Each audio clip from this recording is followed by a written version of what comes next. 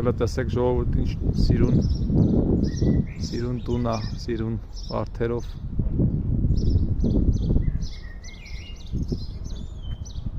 Կողքիցե թռչուններն են երգում, ֆանտաստիկ գեղեցկություն է, մարդ սենց տուն ունենա, բայց շենքը ինչ լավն է, գեղեցկություն։